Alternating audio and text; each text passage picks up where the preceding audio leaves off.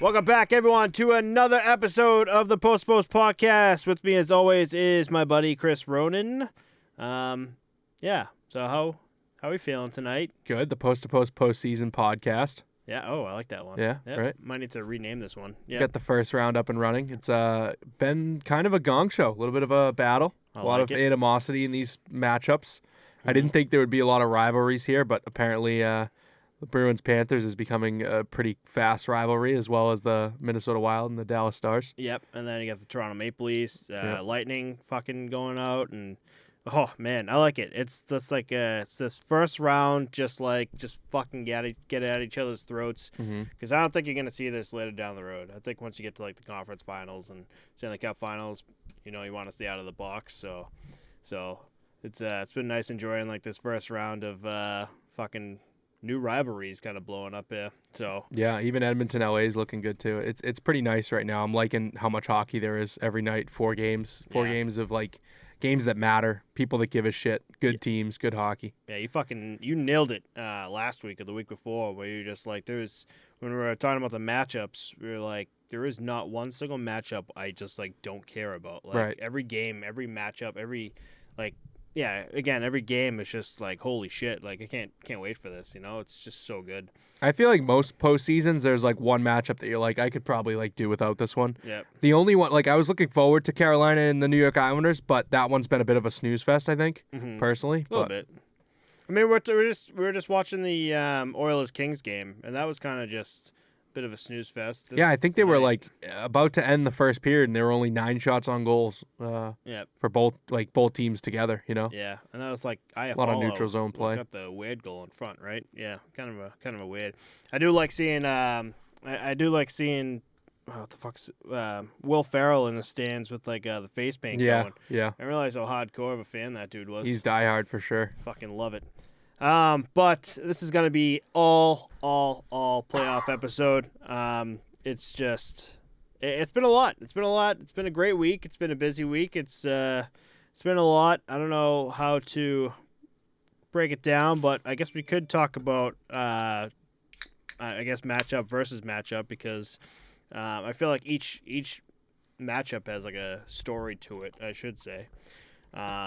So want to start in the West and kind of like really break down what you've seen versus what I've seen with the Wild and Stars there. I know we're literally just watching them, but do you have any personal takes with the Wild versus Stars? Yeah, I thought Game 1 was incredible. Double overtime, 51 saves for Philip Gustafsson in a 3-2 final. Really good. Obviously, the Stars came out to play in both games. I mean, they didn't really get it done in Game 1, but Game 2 came out 7-3 final there. We're actually recording right now, Friday the 21st. Yeah. The game right now is 3-1 Wild. You can hear it in my voice that I'm a little under the weather as usual. It seems like once a month now. I'm just my voice has just gone to shit. But yeah, I mean, I think this has been a very high-flying game, and I do think the weirdest storyline of this is the goaltending situation for the Minnesota Wild. Yep. The fact that they're sticking with their regular season plan of splitting the net between Gustafsson and Fleury, and just leading with that in the playoffs, like this is probably the first time that we've seen a 1A, 1B tandem take their strategy into the playoff, and we'll see how it pans out for them. But I don't know. It would be interesting to see like a goalie tandem lift a cup, don't you think? Yeah, that kind of was weird to see, definitely. I think Fleury for sure was kind of like a weird one to put in after he got fucking just torched the other night.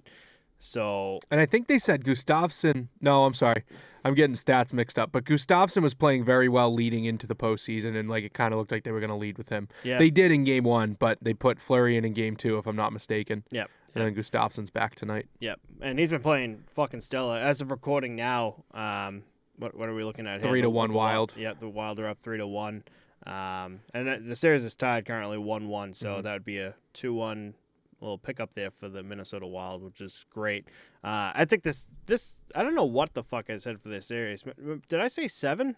Yeah, you have the Dallas Stars taking it in 6. I have Minnesota in 7. Oh, wow. But I don't have who picked which series. You know what I mean? So we have to fade each other because of our little bet that we have going. Yep. One thing I loved about this Wild series, or I should say just watching it, was it's the Matt Boldy and Ryan Reeves like combo going on. Like, holy shit! Like, just both of them on the ice. Like, there's someone or two other players that's gonna be fucking targeted, and man alive, are they just like not gonna hold back either? It's just like they're the real thorn in the side of like this fucking Dallas team right now. And holy shit! Like, one, you gotta get by them if you want to make any chances, and I don't think you're gonna get by Revo whatsoever. He's gonna fucking tear you apart limb from limb. Yeah, I think Matt Boldy's made a nice name for himself in the second half of the year. He's really stepped up when Kirill Kaprizov was out for a little bit. He's back in for the playoffs, obviously. The other little dust up that I like to mention here tonight was Matt Dumba and Mason Marchment just getting under each other's skin, just like burying each other in the boards and just getting in each other's grill all game long. So definitely cool to see some rivalry sparked again there. Yeah, I don't know how the fuck Marshman's still skating. There was one, he got buried into literally his own bench. And just the way his like back bent, I was like, oh god, that just looks so fucking bad. But these guys can take it.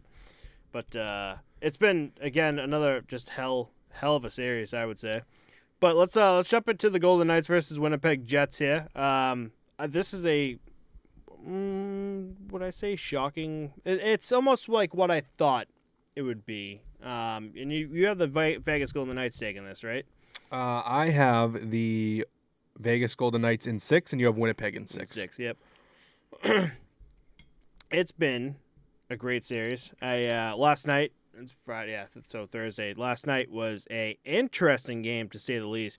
It started off with Connor Hellebuck with this insane glove save to nuts. Start the game, and I was like, this is just Connor Hellebuck. This is just what he does in the playoffs. And I was just like, oh yeah, that's right. It's just gonna be a fucking brick wall. He's gonna help these guys out.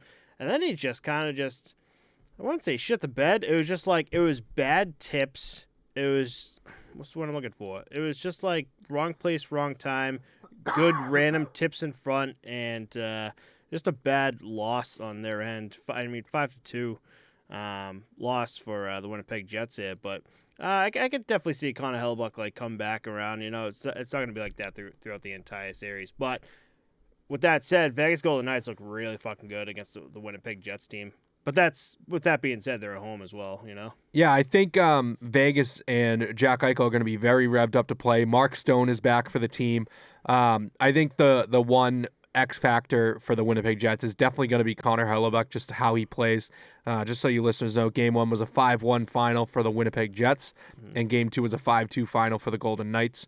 One little snippet that I saw online that I thought was kind of funny is the Golden Knights took off all of the pedals of the pedal bikes outside of the Winnipeg Jets locker room, so they didn't get to ride the bike before the game. There was it Spit and Chicklets? There was someone you showed me, it was like a year ago plus. But as soon as I saw this post, like I was reminded that someone in the NHL talked about how common this is. I guess like if like for the away team especially, like I was hearing shit like where their runway to get to the ice, guys would just like lay down like sand. Yeah. They'd have to step in it. Yeah, some like crazy shit to like. And I'm shocked like it's just like a thing that no one really like gets in trouble for. They're just like, hey, you can't fucking do this. There's no security either, so you can just take off the pedals. I just almost feel like if you do it, if you're the one to stir it up and start it, like why wouldn't you as the other team just entirely match what they just did to you? Like, yeah, right. All right, cool. You want to do that to us? That's fine. But guess what? You're not going to get to ride the bike when you're in Winnipeg now. Right. Or you're going to have sand on your fucking skates when you're stepping down the ice in Winnipeg too, you know? Right. Exactly. So it's like you can kind of mirror it a little bit, but I just don't think a lot of teams do. No, I don't think so. But classy organization like Vegas, I could see it, you know? But yeah, I'm super excited to see Jack Eichel in the playoffs. This is actually one series that I really haven't tuned into at all. I was down and out. I think it was Wednesday night. I literally hit the sack at like 8 o'clock and woke up at 7 the next day ready to go. And then I skated last night, so I didn't get to watch too much then. But yeah. What's your take on Laurent Brossoit here in net? I thought it was nuts that you wouldn't go with the veteran experience and presence of Jonathan Quick. I didn't get it. Like, yes, he's been great, but didn't he like taper off a little bit towards the end? Like I thought when Quick came over and the team was 10-2 through 12, like that kind of showed like who should be going, you know? And it's like, let's say they get through and they end up meeting the LA Kings whenever they would in the bracket. Like, are you not going to play Jonathan Quick against his old team? Like, you have to have that storyline, don't you? Yeah. And like if you're starting with Brossoit and you get there and he's still running hot, like you're not just going to be like, all right, it's Quick's turn, you know? Yeah, right. I felt in this game too. I sent you a post. I don't know why, but Jonathan Quick was also a healthy scratch for this game too. Last game as well. So I don't know what the hell's going on. I thought I sent you a post on it, or I just saw it, and I just saw a healthy scratch. There is no rhyme or reason for it. If you guys watching the YouTube and I find something during edit, I'll put it up. But I don't know why the fuck he was just a healthy scratch for that game. So I don't know what was going on. But Laurent Brossoit was an interesting choice, like you just said, for a startup. But I feel like he did kind of deserve the role. At least deserved a nod and net for it. And I think he's been doing like a great job. There's been some plays where he kind of looks like a fish out of water, but other than that, like I think he's been doing a pretty solid job for the Vegas Golden Knights. The Vegas Golden Knights, for him though, has really had to show like the Vegas has to fucking score. Like they have to score to like keep them from losing, I guess. It kind of seems like this game snowballs one way or the other. Like once one team's up, the other team kind of gets the wind taken out of their sails, and then it just kind of goes to shit. Right, exactly. Did you find anything at all? Yeah, it kind of seems like fans are calling out the back office for healthy scratching him, but I don't really understand. I don't really have any info on why, but they're kind of like, oh, here we go, mysterious drama again with goalies and shit, you know? I don't know. I got nothing. Sorry, pal. See? Yeah, but I don't know. It's Friday, so hopefully by Sunday night when I'm editing this, I can figure something out here and maybe have an explanation for it. But yeah, I saw it. I'm like, the fuck is going on? But I don't know. Here's Laurent Brossoit in net, and Vegas needs to do the Vegas shit and just fucking get right through Connor Hellebuck the way they did last game because it worked. It worked. And actually, I was watching the game, and I always say this, always say this, especially as a goalie because I know it, is always take that shot. I feel like guys from like the blue line, they just try to make a play where they try to like come in and get like a decent shot, especially with like a crowd like in front of the goalie. You don't know what can happen. Like that shot you could take from the blue line might have like a seeing eyes, you know? Just like get it through, and you might have like a crazy ass tip where like it goes off the pad of like the goalie and you could tap it in, or a just nice tip just in general that goes past the goalie. It almost seems like any zone time setup, like across any team, any matchup, if you have time in the zone, let's call it on the power play or just, you know, your team setup. If there's traffic out front and you don't have that one defenseman in front of you to block that shot, and it's just like you can see a line to like the bodies and traffic out front. It seems like a lot of the goals that have been scored in the playoffs are all tips out front of the net, or like rebounds that get batted in because there's just so many bodies right there, you know? Right. I mean, we're gonna be talking about New York Rangers, obviously, but speaking of tips in front of the net, Chris Kreider for the New York Rangers has been fucking incredible with 4 power play goals so far in this postseason, in this playoffs, all on tips in front. They're just like, so the Rangers are just like getting that shot off from the blue line, and here's Chris Kreider just like ready to tip that in, and that just goes to say what I'm talking about here. We just gotta have that guy right in front of the goalie, gotta get like a nice tip in, and got to do something to get these goals, and it works. And you've been seeing, when we were watching the LA Kings game and Edmonton Oilers game, like they weren't doing that. There was no shots. They were trying to dump it in. Actually, that first period with the LA Kings, they were just trying to dump it in and try to set something up. But Stuart Skinner would just like come out of the net and just play it, and Oilers would go the other way. So it's not working for them whatsoever. So yeah, that's one series where they aren't seeming to get the offense set up too well. It seems like it's a lot of high flying, break into the zone, and I think Edmonton plays that game much better than LA does. But going back to traffic out front and nice tips. Oh God, I was gonna say it was Eriksson Ek, but he's out of the lineup. I forget who scored. Was it Foligno that tipped that one right at the crossbar for the Wild? To put them up 3-1. Marcus Foligno, yeah. That was him, right? That was sick. It was like right at the crossbar. Mm-hmm. But since he was like tipping the puck downward, they called it a good goal. It was pretty nice. Yeah, that was a Wild versus Stars. Mm-hmm. It was right. Oh man, it was just so tit. And I think Marcus Foligno knew, because like it did look weird in the beginning, because Ottinger got up, he goes high stick, and the ref even had like his arm up, be like, oh, high stick, and then like there was like 3 good views of it. You're like, oh man, that's fucking good. Yeah. So hell of a tip yet again. So bodies in front, figure shit out. That's how you're gonna get goals. That's how you're gonna win some games here. But let's move on to No, fuck it, we'll do it. The Oilers versus Kings. We just talked about them just a little bit here, but there's more to really dive into here, I should say.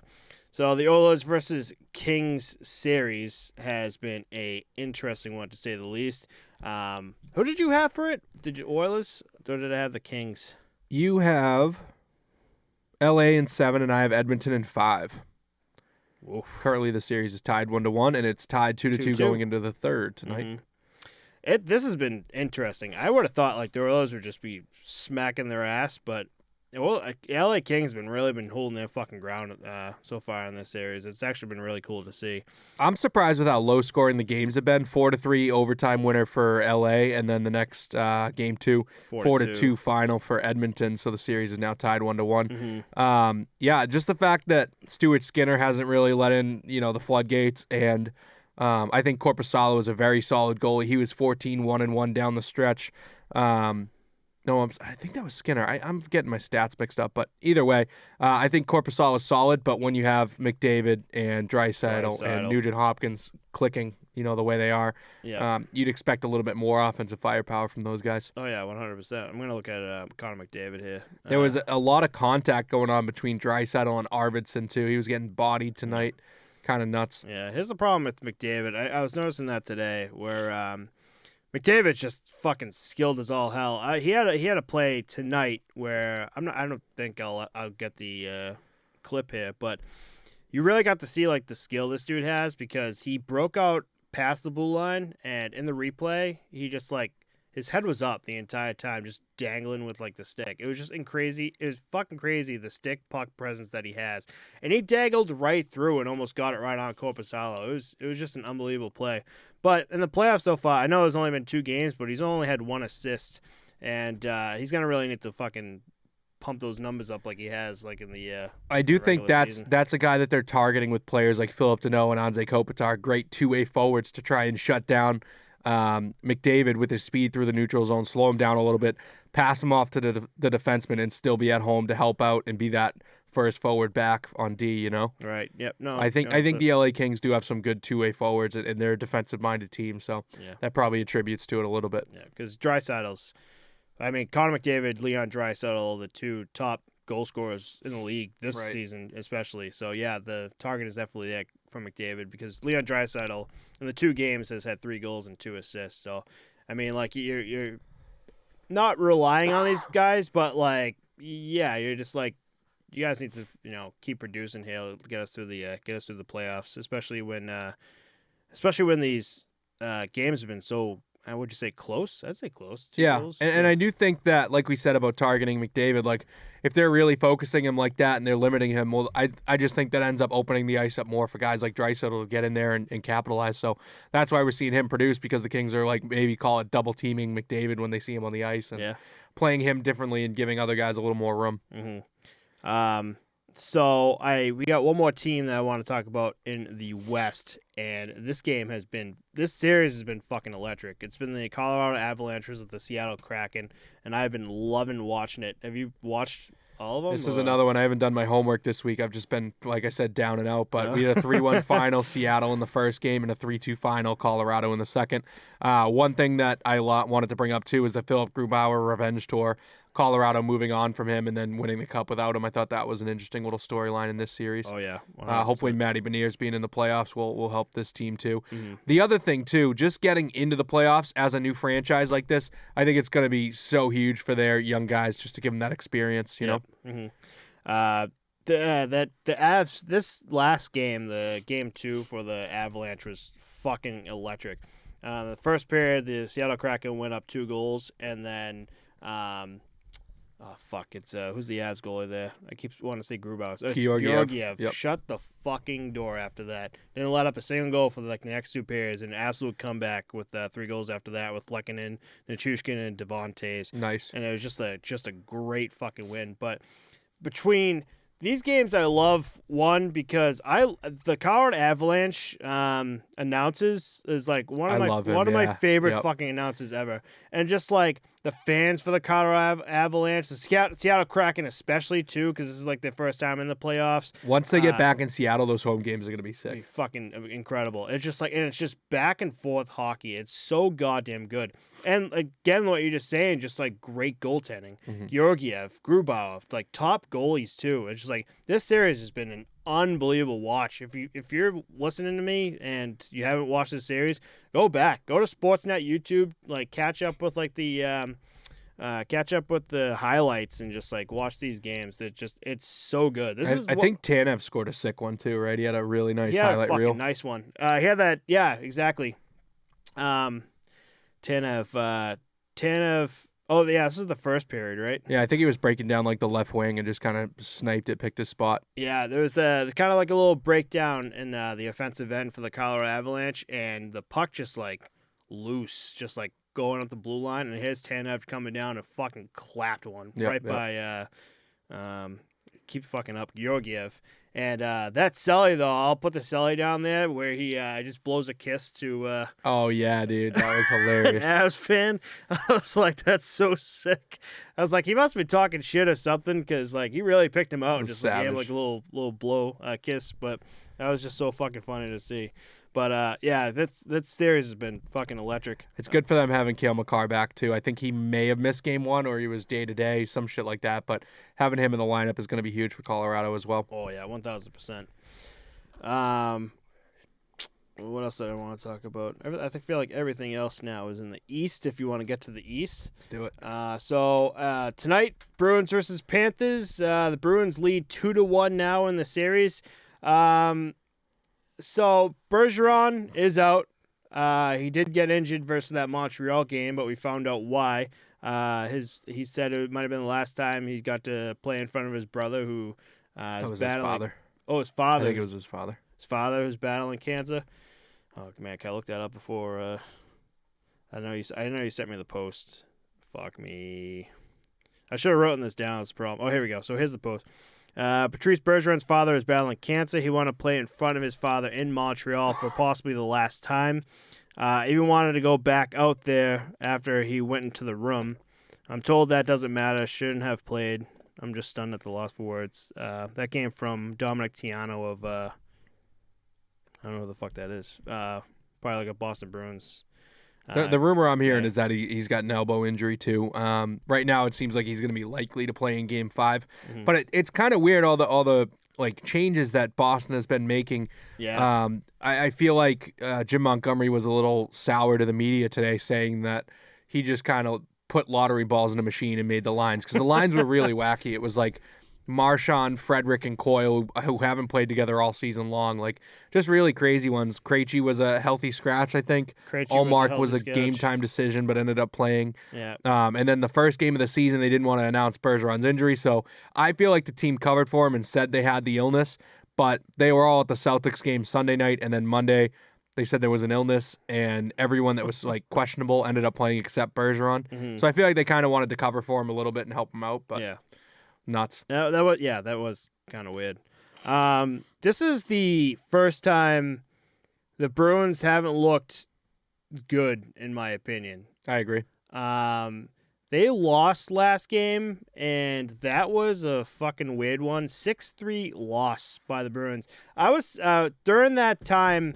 At one point, they were down 4 goals. It was 6-2 at one point, and I was telling you that. A 4-goal differential would have been the highest goal differential they would have lost all season long, and this is obviously playoffs versus the Florida Panthers. And then around the last minute, they score. I can't remember who the fuck it was. Someone scored and it became 6-3. So, but that game they didn't look good. This game too, I know they won, but they just seemed so laxed as soon as like they got up. Like as soon as they're up a little bit. Like they won 4-2, but they're up 4-0 a lot of the fucking game. And then third period, they just I don't know what it was. It's like old school Bruins shutdown. What was that? Because they had a few plays that like Linus Ullmark just what was that the Well, they scored basically 2 without the goalie, right? Didn't they pull the goalie and get both? No.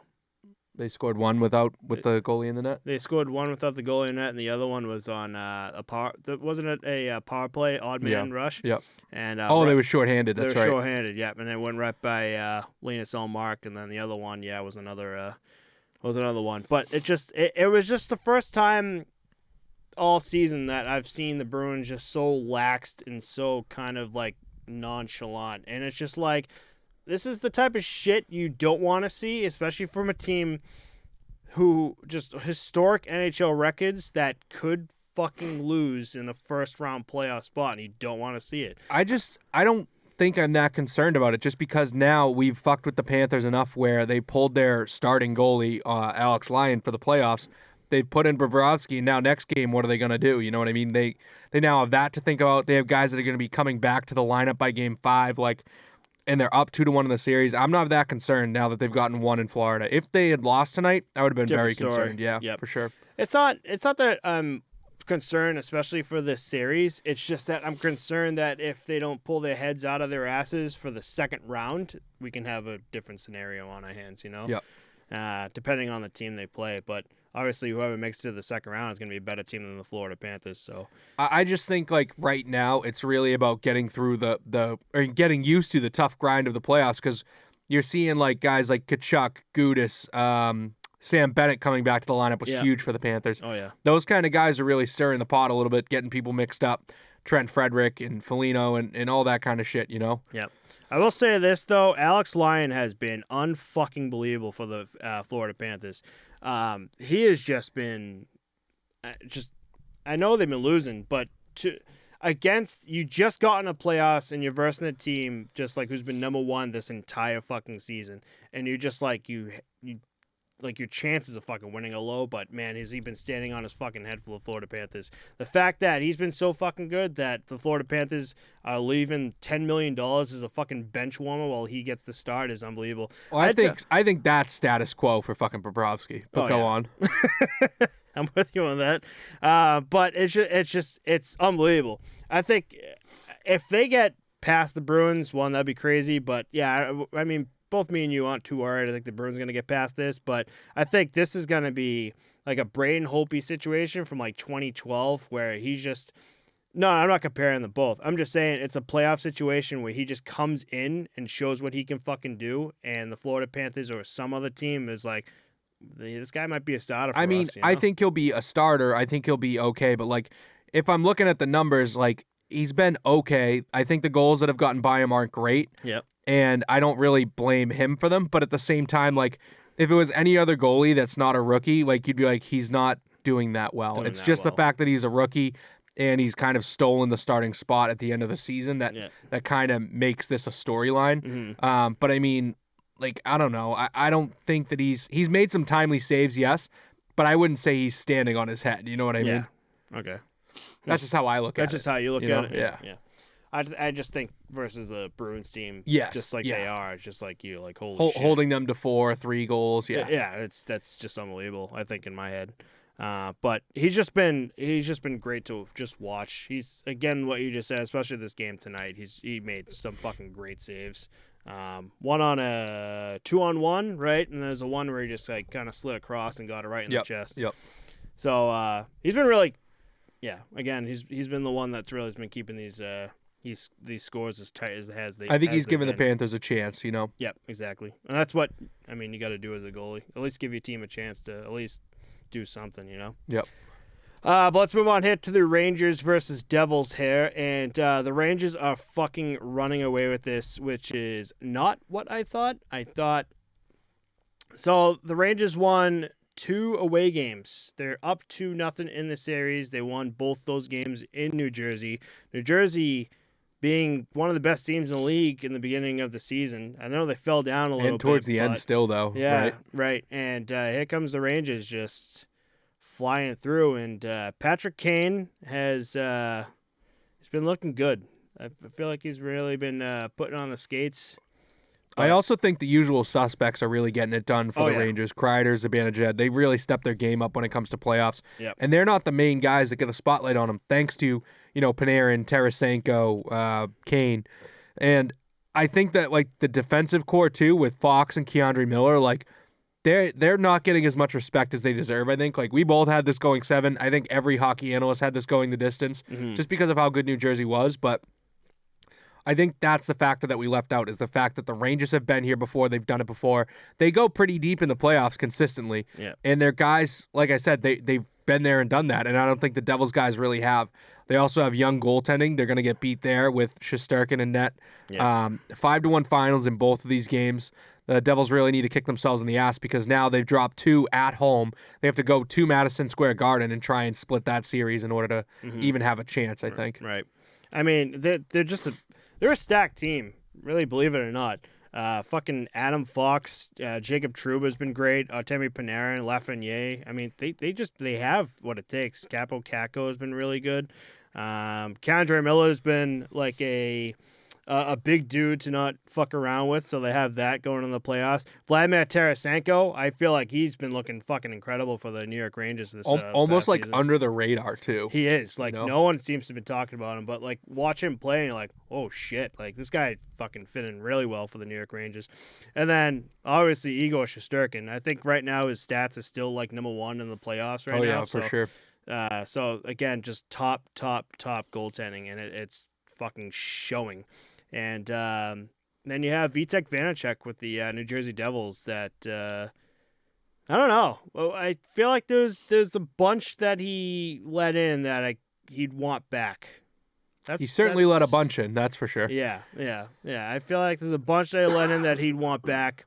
I feel like he played better throughout like the regular season, and I think he might be having like the playoff jitters here. Yeah, and he's trying to figure shit out. But I don't know, man. When you go down to 0-2, especially when you lose those 2 home games, it doesn't look good from here on out. I think there's some stat where like it's like 68% of the teams that I think it was actually higher.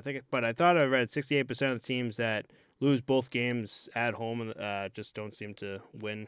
So they get kicked out. Yeah, it's much harder to earn a win on the road. Right. I do think that New Jersey doesn't really have that grit and playoff, strength to them either, where the Rangers do have Trouba and like other guys in the lineup that are bigger, beefier. Like Kreider's a pretty big dude as well, and he'll get in there and get messy. He's strong in front of the net. And I just don't. I mean, they got Luke Hughes on the back end. He's pretty green to the league. Another guy that we failed to mention in Minnesota too, Brock Faber being in the lineup. I thought that was pretty cool. Definitely cool to have those guys in, but at the same time, like, how much of a detriment is that for Luke Hughes to be up and playing his first few games in the NHL? It's great experience for him, yes, but I don't think that the team is going to fare well with him in the lineup back there, defensively. Right. I mean, obviously 10 goals against in 2 games. So not good. Yeah. Not a good look for the Devils here.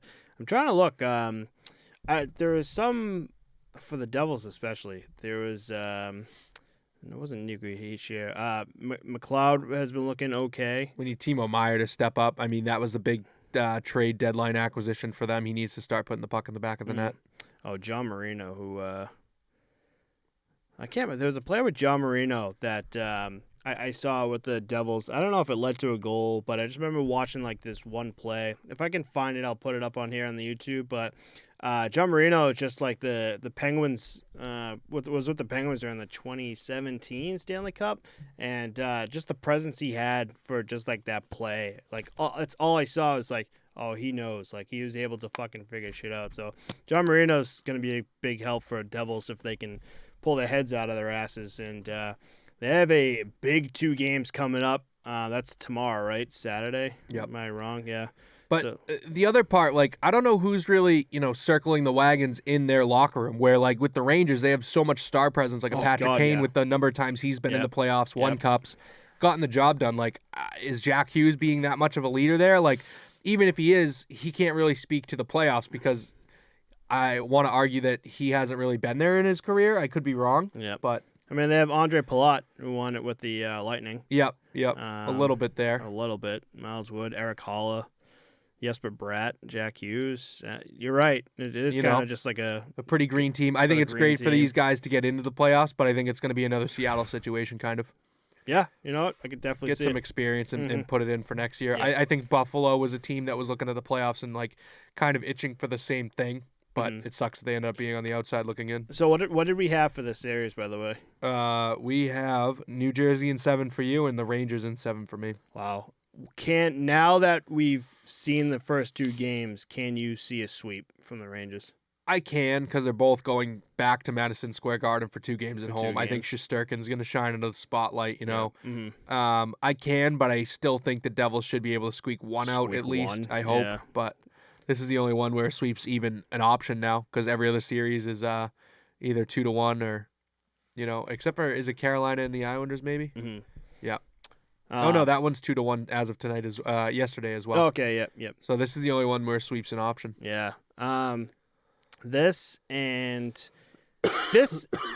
the Rangers sweep here, okay, say the Rangers sweep here, they make it to like the second.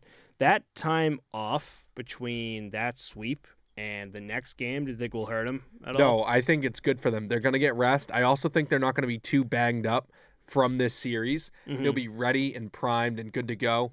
And I also think like getting that extra time off is never a bad thing, especially this time of year, because the next round is going to be so much more physical. That's one thing that worries me. It doesn't matter about the rest in between, but just the next round, you're going up either against Carolina or the New York Islanders. And I think both of those teams know playoff. Well, I shouldn't say that. Yeah. The Carolina Hurricanes know playoff hockey, and the Islanders, actually, they went pretty deep last year too, I think. So yeah, I think that you'll have a harder time with those teams than you will with the Devils, which is surprising to say. Surprising, yeah. You know? Rangers might be just an out of nowhere team that you just like a shocker, you know, that might make it. Be nice if they win the cup. I got some money on them, you know. I guess we'll wait and see. 2 more games, buddy, and we'll figure it out from there. We got plenty of hockey left to go. But moving on from the Rangers Devils here, we got 2 big ones here, the Leafs versus the Lightning we're going to get into, and that fucking series, just like the Avs Kraken, in my opinion, has been unbelievable. The past game was a Thursday night where the Maple Leafs won 7-2. That game was so fucking huge for Toronto. I thought they needed that, especially to give them the ass kicking back that they got 2 nights ago. Oh yeah, you know? I literally thought, I'm like, dude, if Toronto doesn't win this game, Ontario just as a province is gonna burn to the fucking ground. Like the Toronto fans just be like, no, fuck this. But holy shit, did they fucking put a hurting on Lightning and Vasilevsky? We found out that, which we thought was interesting, at the end of the second period. John Cooper, head coach of the Tampa Bay Lightning, tried to pull Andrei Vasilevsky, put the backup in, and Vasilevsky had some pull, told him to go fuck himself, and stayed in for that 7-2 loss there. So, I don't know. One big game, 2, the thought in my head when Vasilevsky said no, I think this is going to be a fire under his ass for game 3. And we might see a playoff-ready Vasilevsky that's going to shut the door after this. Yeah, I remember a stat from one of his cup runs that, like, if he lost the game before, he was just on a streak. He would always guaranteed win that next game. Yep. I do think it's kind of nuts for him to tell the coach like how he's going to handle it. I don't think there's any other coach in the league that would accept that answer. But when you have the best goaltender in the world, like, I mean, I guess you got to give him a little run. But I think as a coach, I would want him to rest that third period, get a little extra time off, and you know, chill. But now, from his perspective, what I've heard is that he wants as much data and information on like how these players are shooting, how they're playing, so that he can use that for the next game and like be more prepped and ready for the Maple Leafs players. You know what I mean? He's like learning their play style, their shots, things like that. And it's that game just in general, the 7-2 win is like the guys that you want to score. Jonathan Tavares with a hat trick that game with 3. William Nylander getting 1 in. 2 goals from Mitch Marner, exactly the guy you want in. And another Penguins guy that won the cup is Zach Aston Reese coming over with a point, well, with a goal too and a +1. Kerfoot too, to be honest, +3 leaving that game, and Matt Riley with a +4 leaving that game. I mean that game just in general was unbelievable for Toronto. I just love the fact that I don't think we have this in Boston at all, but Toronto has that where they have the big screen where everybody can watch out and like they can show. There's just no room for it in really the garden or outside the garden. Well, you would think like you'd put it like near what's the word I'm looking? Not the Boston Common. Boston Common. What's the place? Quincy Market area. Faneuil Hall. Faneuil Hall. You can do that. You can do Fenway. You do Fenway. But I mean, the Sox Fenway. are going now too, so that's a little tough. Yeah. There are a lot of degenerates in this city too. Yeah, there's a lot. Yeah, you got a good point. We'll all be shit faced outside, and they're just like, "No, we can't do that."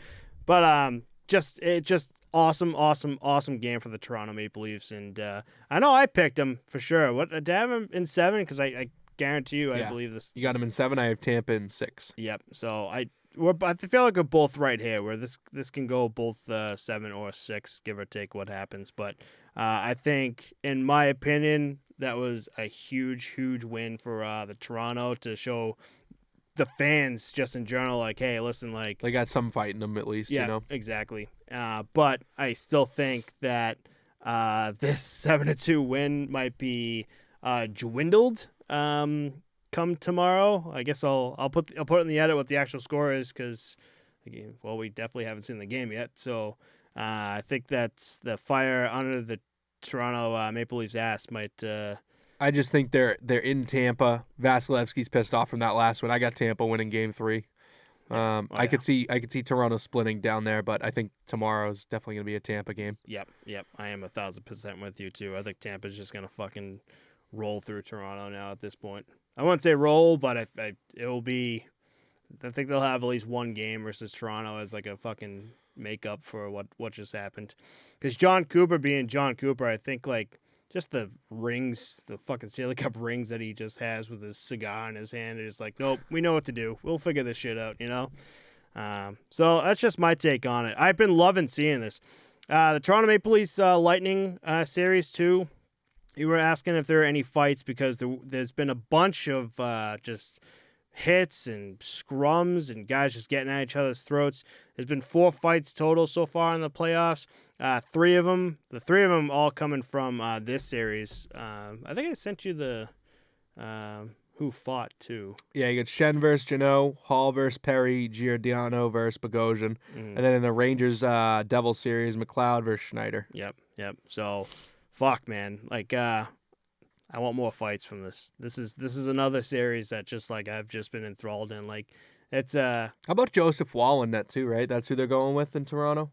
He played Game 2. Samsonov. I think Game 2 Wall played that 7 or he played Game 1. Oh, was it Game 1? Wall's the backup for them though, right? Because he did get in net for one of those games. Yep. And I thought he played pretty well, so maybe he played Game 1. I'm not sure. That wouldn't make too much sense to me though. Let me look here. I have the thing. Oh, yeah. I mean, did he play in this? Oh, he must have went in after he got pulled. He went after he got pulled. Oh, okay. Yeah. How did he do? Do you have his stats there or no? It's all right if you don't, but so I thought I heard that he played pretty well. He made 4 saves on 5 shots. Wow, unreal. You believe that? Unfucking believable. He didn't play Game 1, right? Samsonov did? No. So Joseph Wall came in for the whole third period. Yep. And, well, that's kind of interesting. So the whole third period only faced 5 shots. That's interesting. Yep. And then goal. Game 1, Samsonov played? And yeah, Samsonov. Okay. But it is an interesting situation with the Maple Leafs where you have this fucking team. I mean, I can go down the list of like what their roster looks like, and every fucking name on there, just like, oh shit.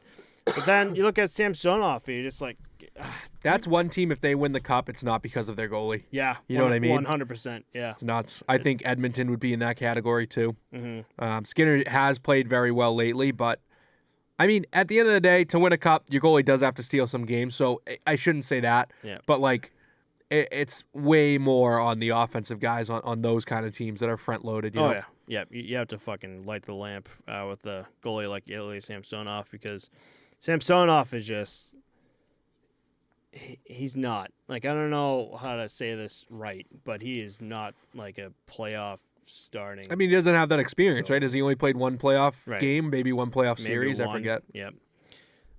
But that is my take on the Toronto Maple Leafs, and we got one more game left to talk about, and it's the Hurricanes versus the Islanders. And before we get into that, I have tonight's game with the Islanders versus the Hurricanes. They broke a fucking NHL record. They have the fastest 4 goals in NHL playoff history with Kyle Palmieri, Matt Martin, Scott Mayfield, and Anders Lee. They scored 4 goals in 2 minutes and 18 seconds, all coming 4 minutes left in the game to win 5-1, which is At home, too, for Game home. 3. That's sick. That is awesome. That is awesome fucking news, especially for the Islanders, too. So, I can't... That fucking hype, too. Imagine being there for that game. Yeah. Oh, man alive. And the Bruins did that, like, years ago, didn't they? They had, like, some crazy-ass stat where they had, like, 4 goals, like, a minute and 30 seconds or some shit. Couldn't tell you. I remember their comeback versus Toronto. I remember line brawl versus Dallas. Those are, like, my 2 main Bruins highlights. The Dallas one may have been regular season, though, obviously, because if they had met, it would have been in the Cup Finals. Oh. I don't know. How do you feel about this series? Boring, dude. Just it's a lot of neutral zone play. It's a lot of like wait and patience kind of hockey. Yeah. I mean, obviously, 4 goals in 2 minutes and 8 seconds is fucking nuts, ridiculous. But the 2 games before that, 4-3 final in overtime for Carolina, and 2-1 final regulation for Carolina. Sucks to see Teravainen out with a broken hand. The Hurricanes always seem to get hit or bit by the injury bug, or just in general, something goes wrong in the playoffs where these guys are always like poised, prepped, ready to be like the team to take the cup home. Coached by Rod Brindamore, one of the best in the league, and then something happens. You know what I mean? Right. I don't know. This was weird, to be honest. I feel like if I had the choice, what did I pick? The Canes? Because I was saying that before. You have the Islanders in 7. I have Carolina in 4. I said before even before the playoffs started that we never talked about the Hurricanes. They've been one of the best teams that I think in the league. I know they're up 2-1 in the series, so I hope they go. But fuck, I don't know why this series is. I like watching it. Don't get me wrong. I'm not really shitting on it, but at the same time, when you compare a game like the Islanders Hurricanes compared to, I don't know, we'll talk about go back to like the Leafs Lightning. It's just not the same. It's more exactly what you said. It's setting shit up. It's making sure there's no fucking around here, and it's just trying to win a game. It's also a couple fan bases that aren't the face of the league anymore. Like the Islanders, obviously they had their dynasty back in the day, but they haven't really gotten their tires kicking on like having an active, heavy fan base like the Rangers do right now because of how hot they are. The Hurricanes, yes, they're very hot, but they're in a southern market where the fan base is very rabid for them. But outside of that, like, you kind of want to see the ones that get the spotlight from the league more often, you know? Yeah. No, yeah, you're right, 100%. And then I guess we'll go down to the goalies here. So Antti Ranta getting the start for the Carolina Hurricanes here, which I like. I think Antti Ranta is a solid goaltender for the Carolina Hurricanes because Freddie Anderson is still out injured. Can you look that up for me? And then you have Ilya Sorokin, obviously, for the Islanders, too. That is another great goalie. For some reason, I always get Sorokin and Shesterkin mixed up. But still, Sorokin, another just, like, great goalie. Oh, I got this. Said it was an illness for Anderson. Jesus Christ, I could not get that out of my mouth. An illness for Anderson, and I believe Bobrovsky was also out games 1 and 2 due to an illness too. So there seems to be something going around the league because the Bruins even pulled that excuse too. But like I said, all of the guys that were questionable for the Bruins played. So I don't know if that one was legit personally. But. Oh yeah, I'm looking at their looking at the scratches right now for the Hurricanes. Teravainen's fucking scratch. Broken hand, Anderson, probably out for a month. Hand, yeah. Dylan Coughlin, Koivunen, McEachran. Oh, man. That fucking hurts. Not a lot of big names, though, other than Teravainen, I'd say. I mean, Anderson will probably be back. I'm sorry. Yeah, I don't envision Anderson taking the spot from Ranta unless things start to go south, though. Yeah. Because he's already in, he's flowing, he's ready to go kind of thing. Mm-hmm. And Josh Bailey, I feel like, might be the big one for the New York Islanders, but they seem to be doing fine without him. So, yeah. I don't know. Hopefully, again, I don't hate the series. I just don't. It's just like when you compare it to the absolute scrum nonsense of the Toronto Maple Leafs and the Lightning and the fan base, it's just not the same. But I just think the storylines are bigger in other matchups, you know. Yeah. It's obviously one of the tighter series, you know, 1-goal games for 2 of them, and then it would have been a 1-goal game if it wasn't for 2 minutes of play tonight. Oh, you know? Yeah, 100%. Sorry, yesterday, but... Oh, no, tonight, because we're into midnight now. I always do that, dude. Oh, Once yeah. the clock turns, it changes everything that was today to yesterday. It's funny. I'm trying to look at the NHL playoff bracket right now to see where we're at. Do you have that up at all? I do, yep. What do you want to know? Here we go. Here's the matchup here. So I just wanted to see what we're looking at here. So I just want to see what happens if the Rangers sweep the Devils here. So that they'd either be playing the Islanders or the Carolina Hurricanes. If the Bruins win, they're going to be either playing the. Ooh, that'd be a good fucking series. So if the Bruins win, they either play Toronto Maple Leafs or the Tampa Bay Lightning. As for Seattle Kraken, whoever wins that will go on to play either the Dallas Stars or Minnesota Wild. Vegas Golden Knights versus Jets. Whoever wins that will go on to face the Edmonton Oilers or the LA Kings. Actually, you know what's funny? I got into it with some dude on Instagram about this. He put his own bracket in.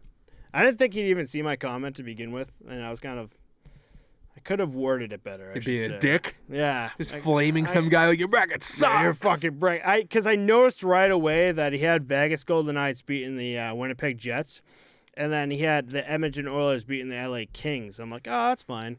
But then he had the Edmonton Oilers beating the Vegas Golden Knights and kept going up. I'm like, there's no fucking way the Vegas Golden Knights are going to lose to the Edmonton Oilers. I feel like you really think there's no way? I feel like I feel like Vegas Golden Knights. They're not going to fucking sweep or anything, but they'll beat the Edmonton Oilers.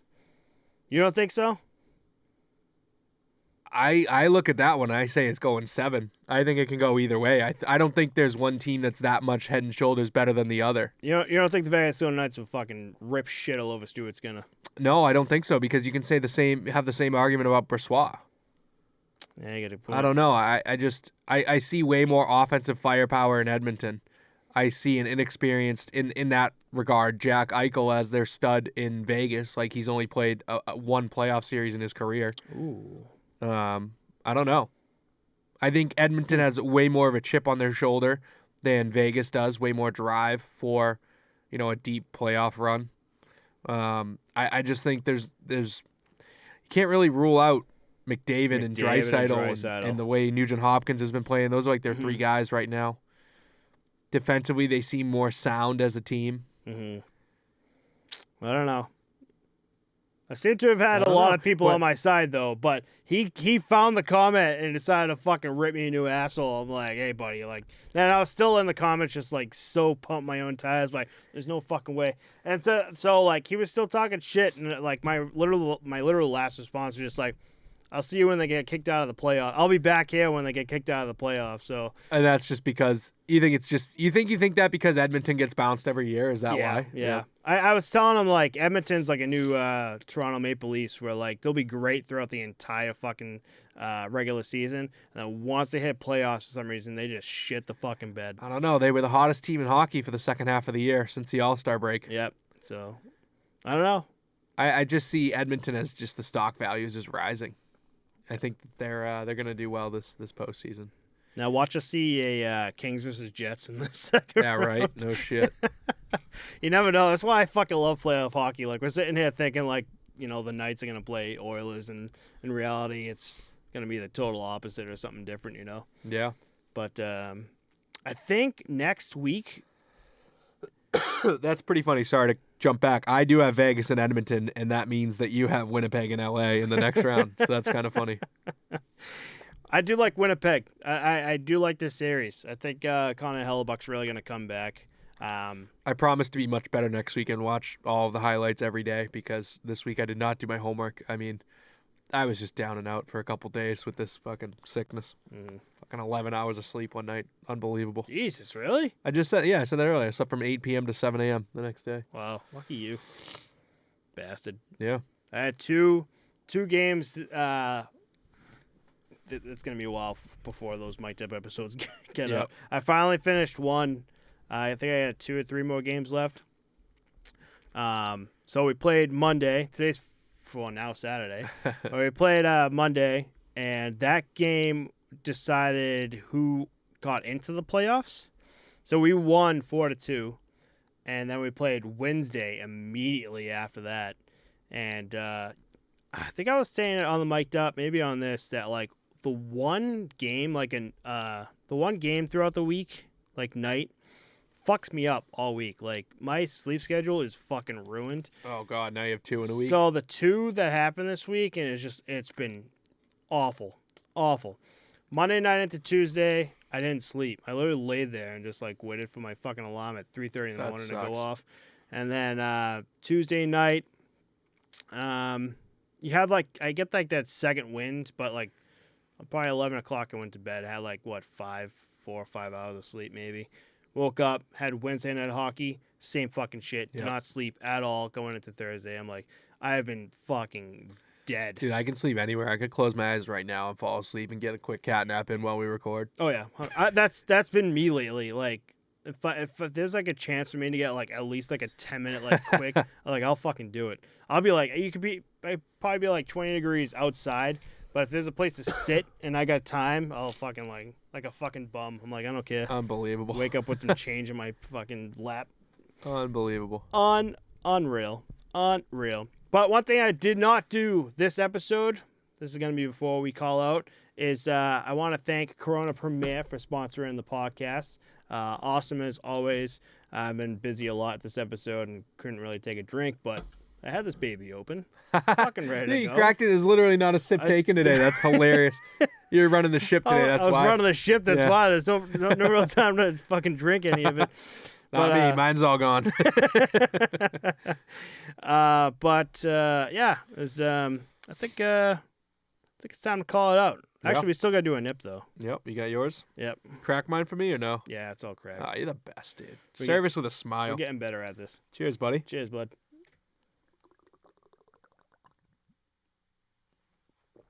Oh. Hell yeah. That's so much better, like, when you haven't drinking anything.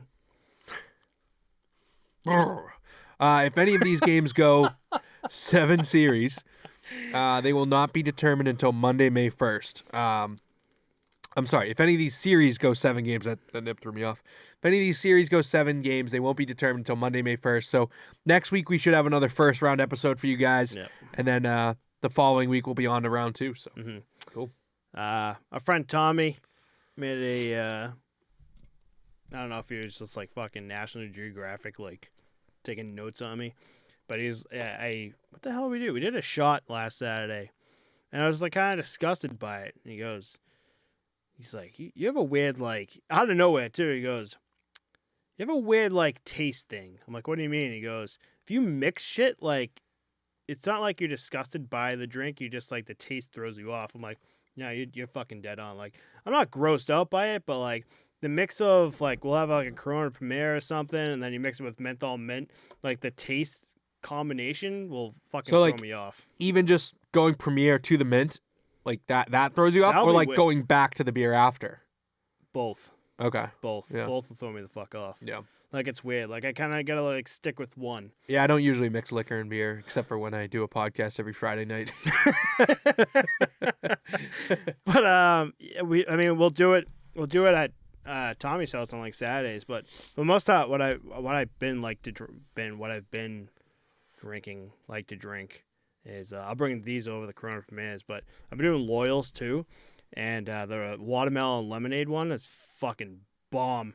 So I'll like do that, and then we'll like it's whiskey season now, so we'll be doing whiskey, and like the combination of like the watermelon and lemonade mixed with like whatever whiskey that we do, it just like it fucks with me. Like yep. I'm not like disgusted by it, but I'm just like the taste now is just like what the fuck is going on. Yeah. So that's why when this is all said and done, I'm gonna make a compilation video of all the nips, because I can guarantee you I'm gonna like zoom in on my face, and the majority of the time it's me go. Ugh, oh, dude, that is funny actually. Yeah. You noticed that at all? Yeah. Just me going. No. Just like for you to make a compilation video of all of it, right? Just all of it. We have a lot. Cool. We have a lot to go through. 113. Holy shit! I don't know if we started right away, but we started pretty early. I want to say it was like 5 to 10 episodes in. Yeah, I saved that clip. It's fucking somewhere. You told me I found it. I think it's 5-6 episodes in, and it literally all started because the moonshine. Yeah. Yep. You got up. You're like, oh, dude, I got a surprise for you. Oh, yeah, that's right. You Yeah. just like got up. You were gone. It's kind of like almost dead air for a few minutes. It's like his moonshine. That's what started it all.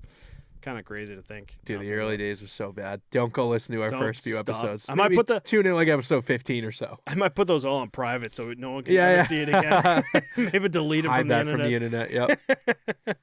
But I don't know. I like them up because it shows like the evolution of everything too. How we've kind of added, taken away, figured shit out.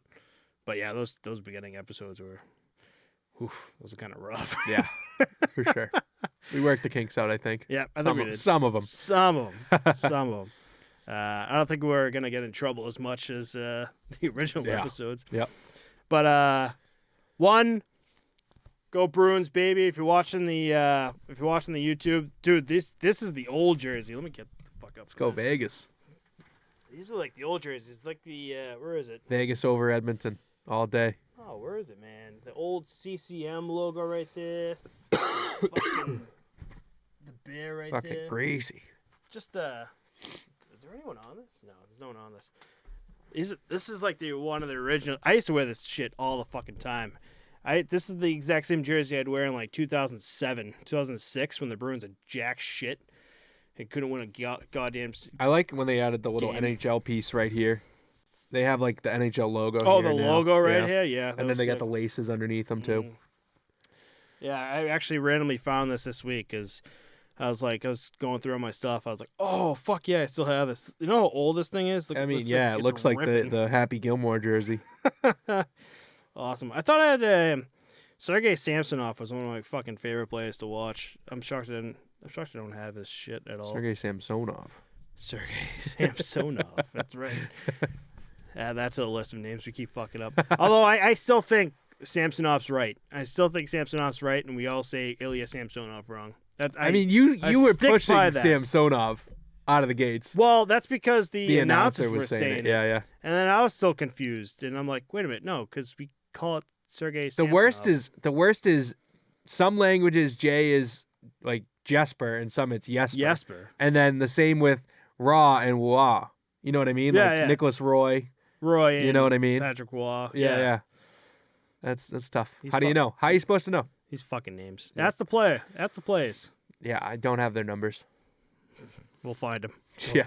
I'll add them all on Twitter and be like, hey, how do you say your name? Yeah. Should just be in all their bios. The phonetic pronunciation.